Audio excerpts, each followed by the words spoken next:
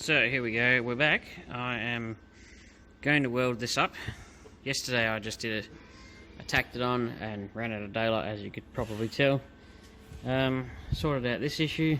I'll redo it a little bit more. I'm not happy with it, but as you can see we've got a nice gap all the way along.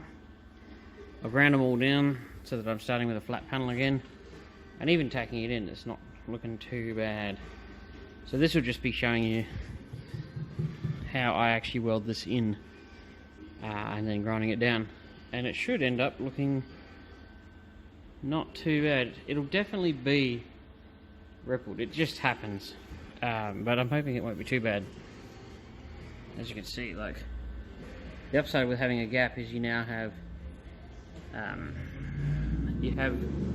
metal either side and in the middle, so you're gonna get a better weld no matter what happens. Not too bad. Alright, let's do this.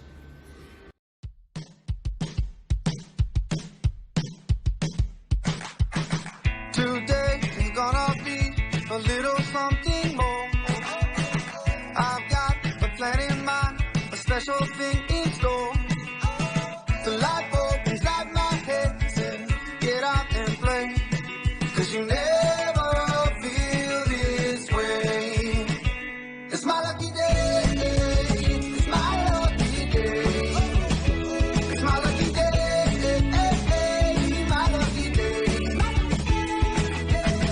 Don't need a pot of gold, a rabbit's foot or to be told. It's my lucky day, it's my lucky day.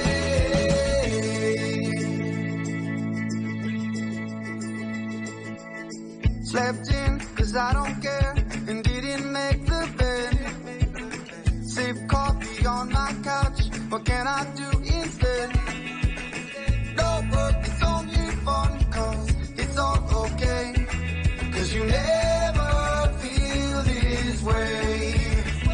It's my lucky day, it's my lucky day, it's my lucky day. If you were watching that, you would have seen me do all of that. Now I still have this to fix up and a few welds under here, but I'm not gonna they're not difficult, they're just plug welds and a little bit of tweaking here, but it's these ones which are the ones that are interesting. If I can shine the light down here, it's just an absolute, oh, there's a missed spot, I'll get that, a ton of tacks. And if you go slow, you won't warp the hell out of the panel. You gotta make sure they penetrate too. But yeah, once you've done that, you're laughing. And I always wear a glove on the left hand, but not the right hand. It's because you can have really good stability with the welder handle, and you can feel the trigger real easy with your right hand if you have no glove on, and your left hand doesn't get burnt to shit.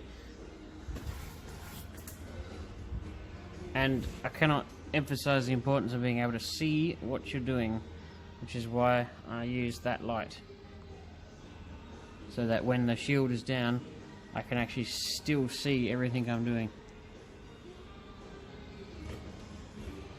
Hopefully this video is helpful. I'd like to point out that these videos are intended to help people who do this at home. I am fully trade qualified, and I have noticed there's a distinct lack of instructional videos on rust repairs and etc. in old Falcons and stuff like that. A lot of people show up photos, but they don't really go into any in-depth into tricks and quirks and how to work things so they end up better. A lot of people do this at home, and quite a few people are keen for ideas on how to do things. So that's why I'm doing this, so that people get some of the knowledge that they need to help them at home with this stuff. I mean, there's plenty of trade qualified people out there who don't need this information and probably won't care, or probably will think I'm doing something wrong. They're entitled to their opinion, and they can do it their way. I'm doing it this way, this works, there's nothing wrong with this way, and it's purely to help inform people who really need the knowledge or want the knowledge but wouldn't know where to go about getting it. So this is I'm hoping somebody finds this helpful. And don't forget to like, share, and subscribe, because it really helps out, and I can do a lot more videos if people subscribe and help out. Thank you for watching.